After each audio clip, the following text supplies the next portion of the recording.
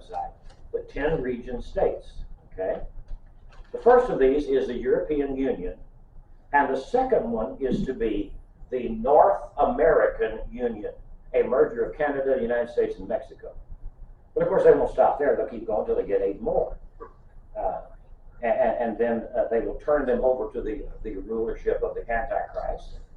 And the dark night of the tribulation period will settle down upon the earth like a funeral pall. It will be 1984 on a double dose of steroids. This is the biblical teaching and a glimpse of how it is going to be fulfilled. On every hand today, you hear voices clamoring for a global government. Politicians, economists, attorneys, philosophers, religious leaders, bishops, pastors, theologians, university professors. We are being urged to think global. College kids are told to be global citizens, citizens of the world. Not of the United States, no commitment to the United States, citizens of the world. And various political organizations and prominent people are openly speaking in favor of nullifying our Constitution and dismantling the United States government.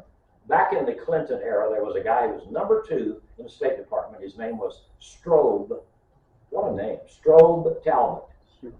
Can't you just picture his parents saying, "Let's name our little boy Strobe"? No wonder he was weird, having to go through school with a name like Strobe. Strobe Talbot said, second in command in the State Department, he said, "When the Constitution of the United States is burned page by page, I will dance for joy." I will dance for joy. And then David Rockefeller, I've read you his comments. He said, some people think that I'm a globalist, and that I want to do away with the United States government, set up a global government. He said, if that's the charge, then I stand guilty, and I am proud of it. Globalist, proud of it, want to do away with the Constitution.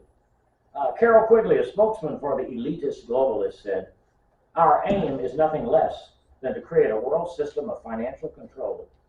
You want somebody controlling your bank account, your savings, your investments, your checking account, your savings account? Here it is, private hands. Able to dominate the political system of each country and the world economy as a whole. Now this is Dr. Carol Quigley, Georgetown University. He's one of the insiders.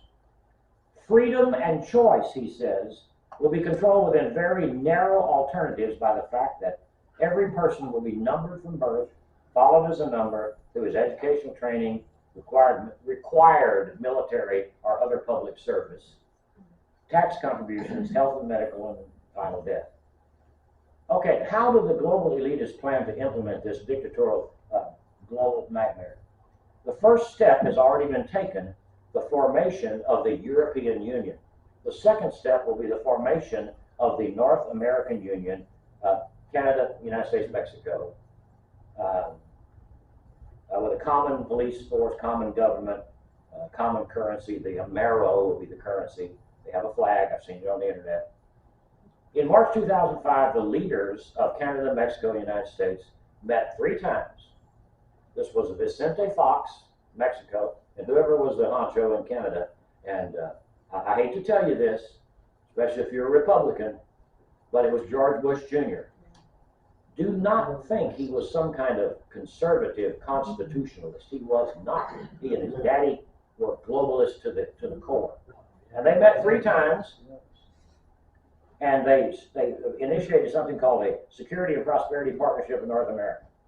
And this task force proposes the creation of a North American Union to enhance security, prosperity, and opportunity. Well, those are big words.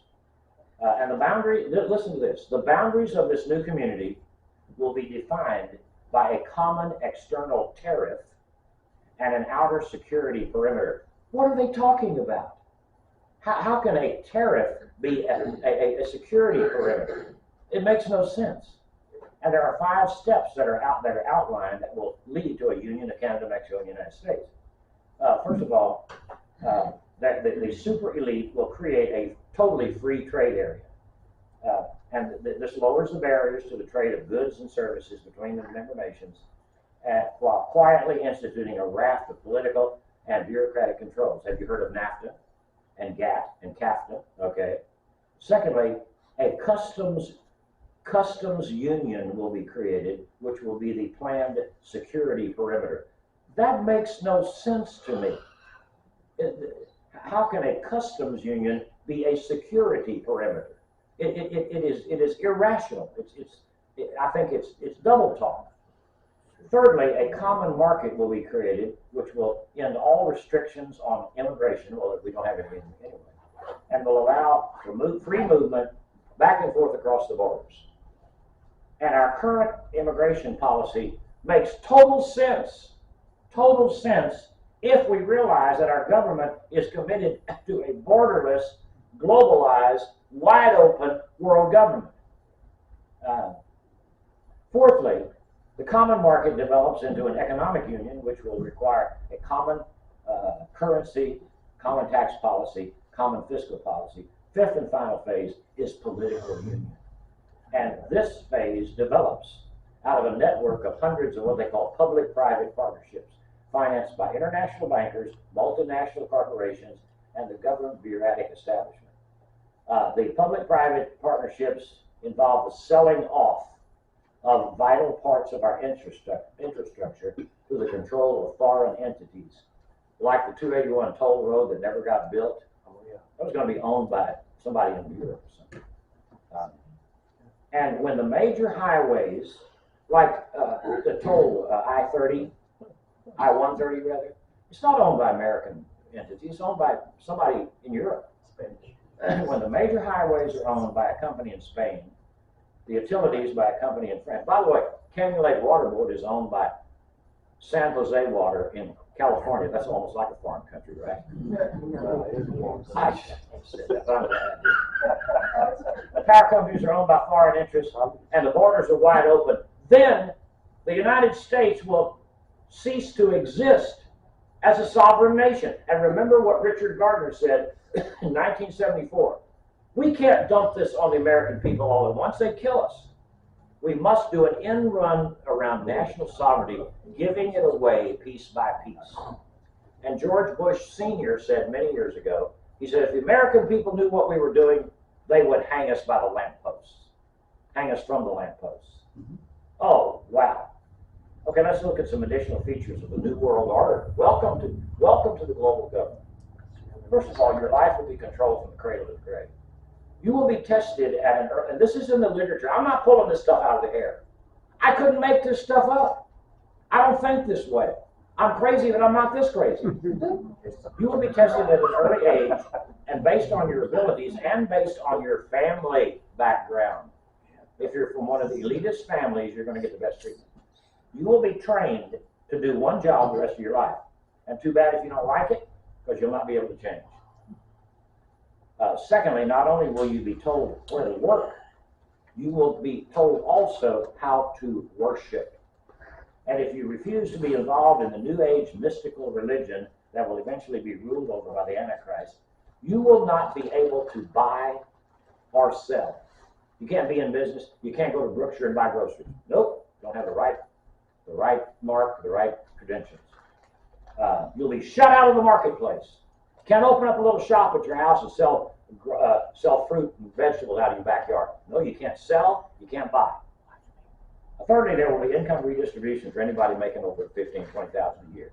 It'll probably amount to American money being given to third world countries who are too corrupt. The governments are too corrupt for people to make an honest living.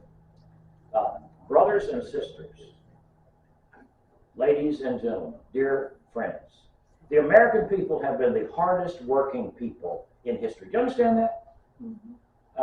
We have engaged in hard work and thrift and entrepreneurship and savings and extra jobs. I know a lot of people work 2 or 3 jobs. This is the biblical work ethic, and we have been the exemplification of it in this country. We have had the highest standard of living in the world, and guess what? The other nations are insanely jealous. Thus, the New World Order will punish success and hard work, and they will reward corruption and laziness by giving our money to other nations. And as a result, standard of living in this country is going to fall like a rock. You think if we got a little inflate 8%?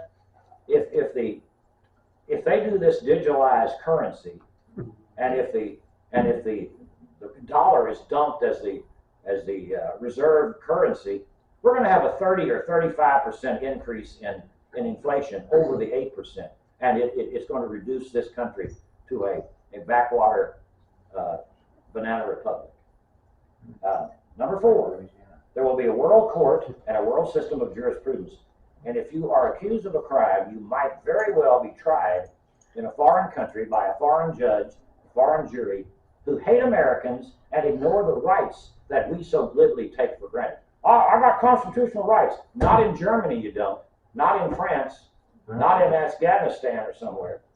5thly, it will be an age of the existence of a ruling elite who will live like robber barons ruling over the underclass, who will eke out a meager existence.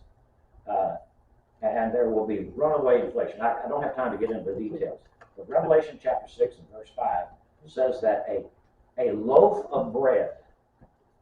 Go down to Brookshire Brothers. What do you pay for one loaf of bread? A couple of $2, $3? $5. $5. That's not bad.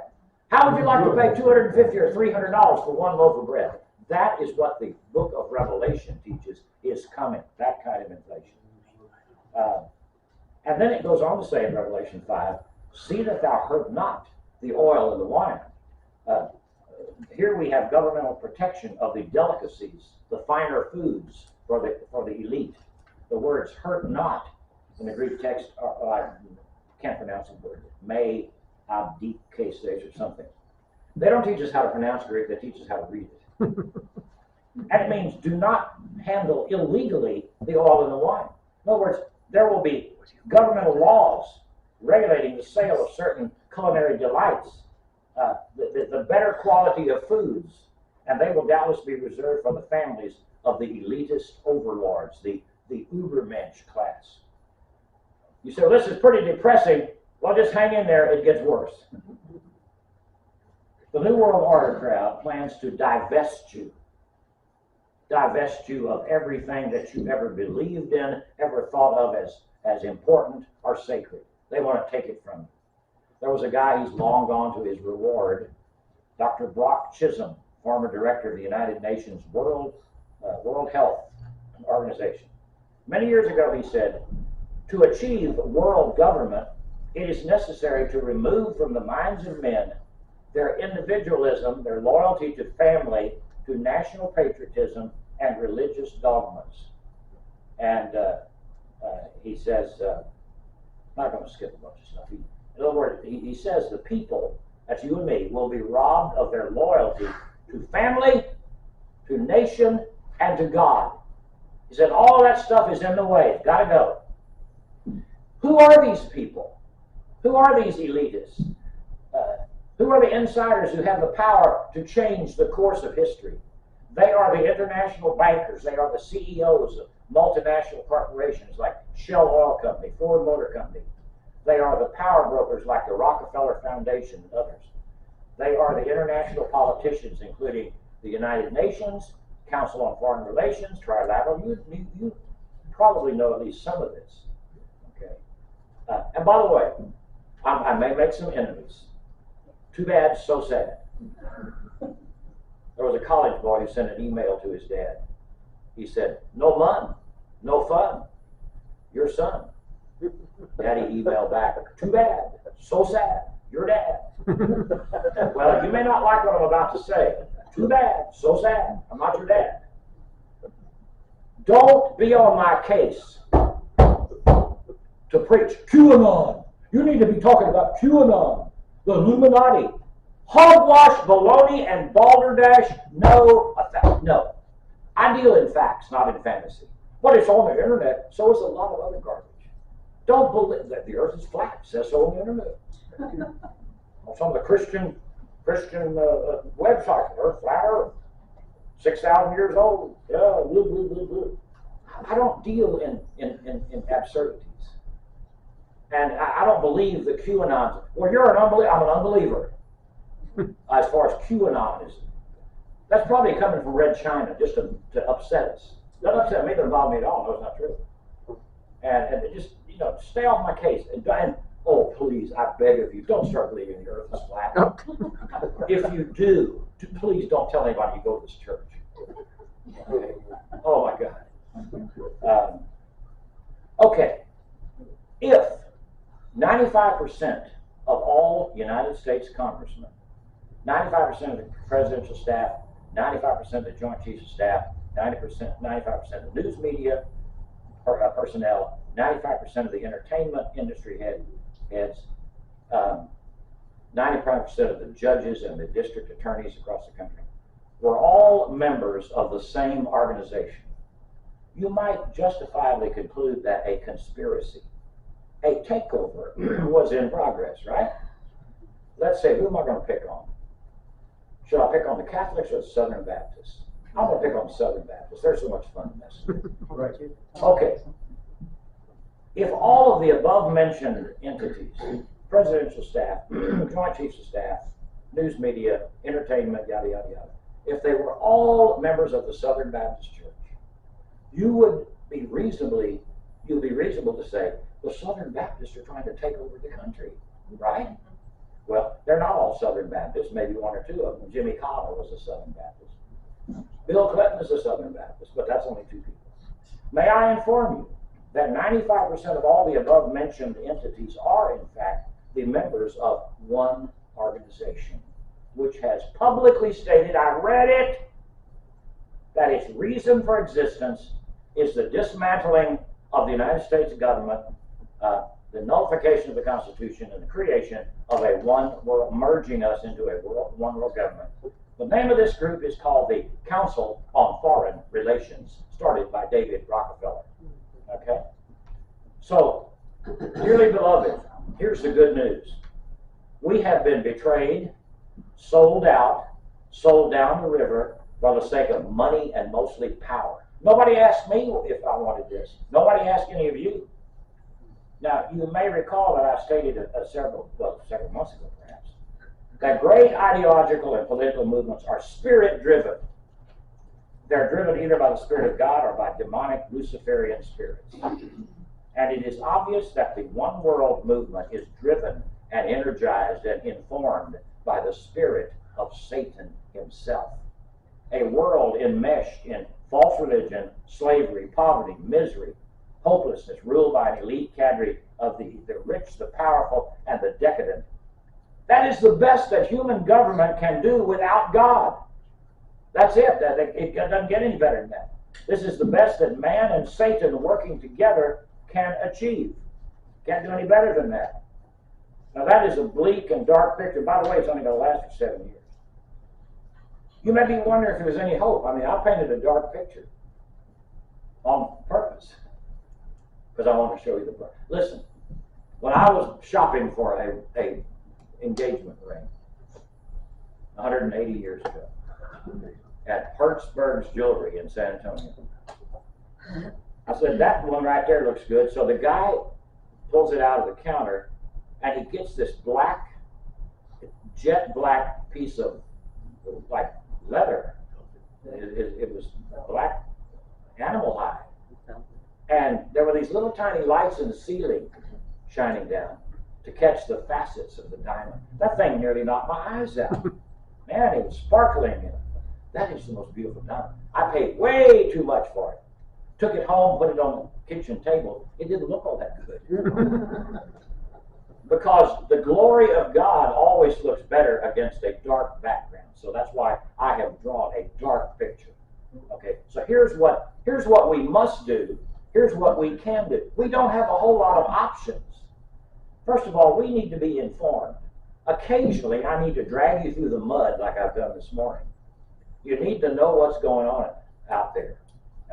You need to know about this digital currency thing.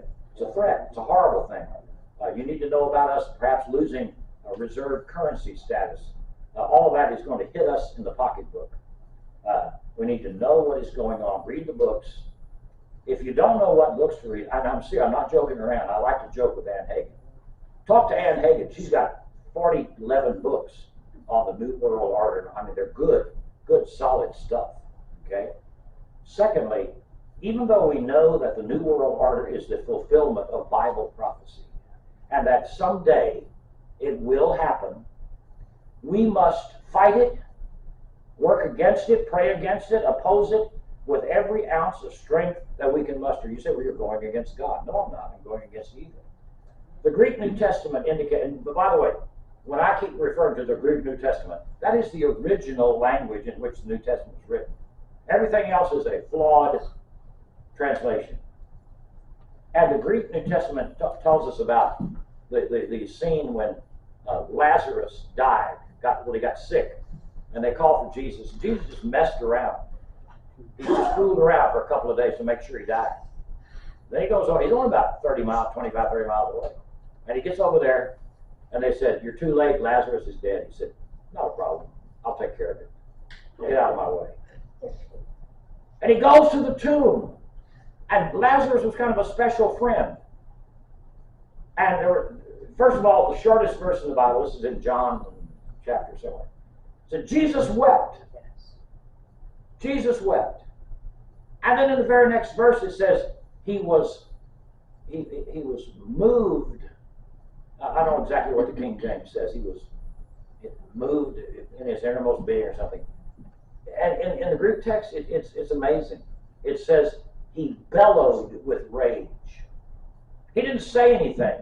It's hard for us to picture sweet Jesus, meek and mild, so ticked off, so angry about death and sin. Here's his friend lying in a tomb, rotting, and he was so ticked off about it, he didn't say anything. He went, ah! Can you picture Jesus doing that? He did. It's what the New Testament says. And then he did what he could. He did something about it. In the canonic restrictions of his incarnate state and his time of humiliation on this earth, he raised Lazarus from the dead. He did not resurrect him. He resuscitated him, and he died 30 or 40 years later a second time. By the way, he wasn't afraid of death second time around. And you and I should be absolutely livid, ticked off, furious over what evil men and evil women are doing to the world that God has made. We should stand up and fight. First way to do that is get involved in politics. And there's some stupid legend that's been floating around the evangelical churches for years. Politics and religion don't mix. Are you crazy? The Bible, this book is a political book. It talks about the rise and fall of kings and nations, and what's a good ruler and what's not. And it's totally political. So get involved with your precinct meetings. That's a way to start. Go to a precinct meeting and listen to the way they argue. Learn how to do it yourself. And then run for office. Some of you need to run for school board, maybe county commissioner. Who knows? Maybe a future president of the United States is sitting here in this, or out on the internet. Well, wouldn't that be fantastic? Norm, I think you'd make a good president. Lou, oh, you'd be terrific. Joe Kavanaugh, oh man, you'd have it. You'd be great. Any one of you guys. Travis, you'd make a great president. I could go right on down the line. Any one of you, not me. I'd be too hot-headed. You guys are under control. I'm not. Okay, so he did what he could. So let's do what we can. Get involved with politics. Thirdly, we need to understand that this Luciferian nightmare is not going to last forever. Okay? It'll last only 7 years. And it will end with the glorious advent, the second coming of the King of Kings, Lord of Lords, the Lord Jesus Christ, the incarnation of God, the conquering hero of heaven, the Lion of the tribe of Judah, the crucified and risen and triumphant Lord. Our hope, the blessed hope of the church and the only hope of the world, is in the one who conquered Satan by his redemptive death and his victorious resurrection. That's it. And I would remind you once again, I'm going to read this, but I will find it. And I know it's Old Testament. I've been challenged on this. But it's a general principle relating to God and his people. Listen to this. If my people, not the Democrats, I'm not talking about the Democrats, the Republicans, none of the above. If my people who are called by my name, I don't think the name of God's people is Republican or Democrat, shall humble themselves and pray and seek my face and turn from their wicked ways, then, and not until then will I hear from heaven, I will forgive their sin, and I will heal their land. And beloved, our land is sick unto death.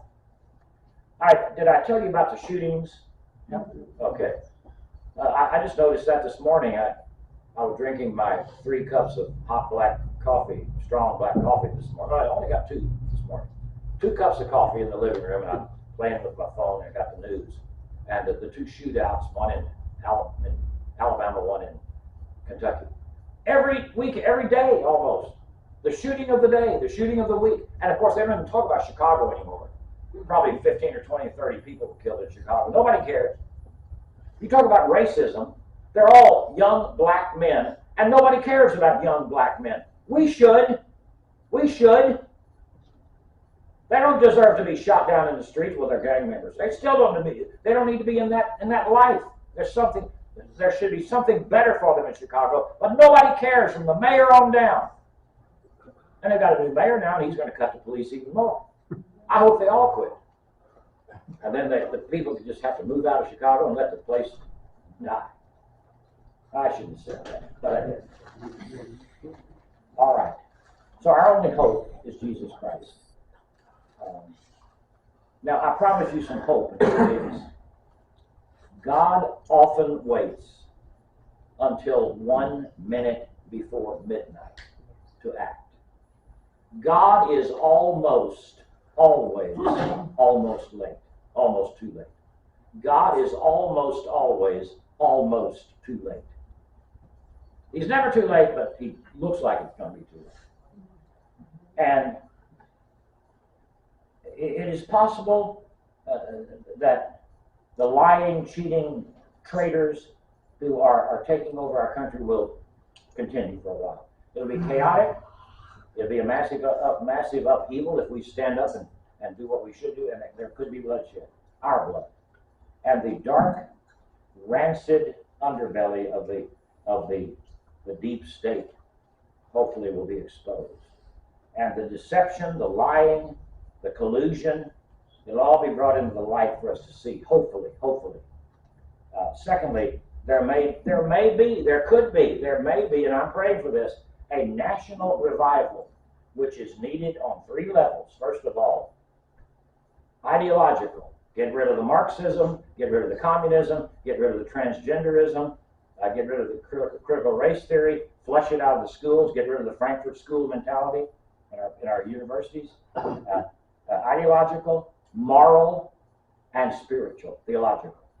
And thirdly, there is a distinction, possibly, that God will split the skies. There's a distinct possibility that God will split the skies and Jesus Christ will return and catch us away and get us out of here.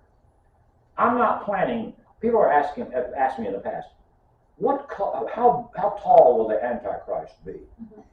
What color will his hair be? Is he going to have blue eyes or? Who cares? I don't know. And I'll tell you what, I'm not looking for we're not called to look for the Antichrist. One prophetic writer said he's living in Europe in the Black Forest. He's living in a house, and it's a giant house up in the air, about 15 feet up there, and it's got big giant chicken feet on it. And it's turning around in a circle all the time. That's the house of the Antichrist. And Christians, oh wow, I'm so glad I'm never going to meet, I don't want to meet the Antichrist. I don't care what color his hair is. I don't care how tall he is. We're not called upon to look for the Antichrist or chicken foot house or whatever. We are called upon to look for the glorious advent of the King of Kings and the Lord of Lords. I'm planning to take a ride to a better place. And because I have trusted in his redemptive blood and have been born of his Spirit, he will come for me. He will come for you. if you come to Christ. You want to go with me? You want to take a ride? Come to Christ, and He will come for you. Now, one more comment, and I'm done. I have no idea what time it is. It might be 2 o'clock in the afternoon. I haven't talked. 1:45. What? 11:45. Oh, I'm ahead of schedule, man. You did. I skipped a lot of stuff, man. I was loaded for bear, and I've lived it down to, squirrel. It is great to be a patriot. I met a guy at the thrift store the other day, and he was a Vietnam vet, and he had a cap on that said, something about Vietnam. He was, I don't know, I can't remember the branch of service. I think he may have been Army or Marines. And I said, thank you for your service to our country. He said, it was my privilege. I said, well, it's an honor to meet you. And it was. I said, let me ask you, do you believe in God? Are you a Christian? Well, I don't go there very much. But that's his big failure. It is wonderful to be it is admirable to be a patriot and a constitutionalist and be willing to stand up for the truth. However, it is not enough. It is not enough. The frosting on the cake is when you say, I'm a patriot, but above and beyond that, I have availed myself of the redemptive benefits of the cross of Christ and the empty tomb, the resurrected Christ. I've been cleansed by His blood and born of His Spirit. And then you put that with patriotism, and you're going to be dynamite. Mm-hmm. You got the patriotism without the fire of God, you're going to crash and burn. You need the fire of heaven. You need the fire of Christ in your heart. I wonder if you have it. I hope so. I'm done. I guess we should say goodbye to our internet congregation, and thanks for checking in, and we'll see you next week. We're off.